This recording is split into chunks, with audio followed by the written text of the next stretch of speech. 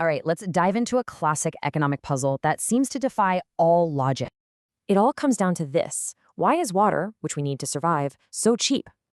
To get to the bottom of this, we first need to agree on one simple thing. And that is, what are we really talking about when we say something has value? In economics, it's just the importance we place on something we're using or consuming. But here's the twist.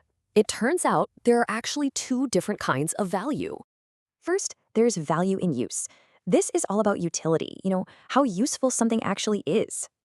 And then you have value in exchange. Think of this as its market price or its price tag.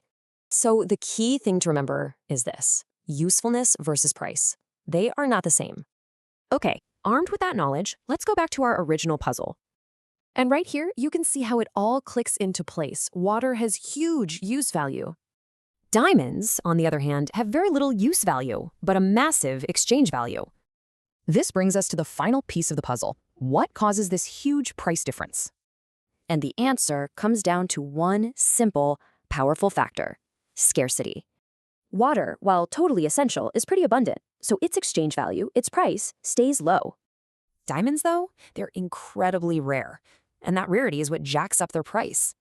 So, the paradox isn't a paradox at all. It's just a mix-up between two different kinds of value.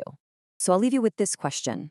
What else in your life has high use value but low exchange value?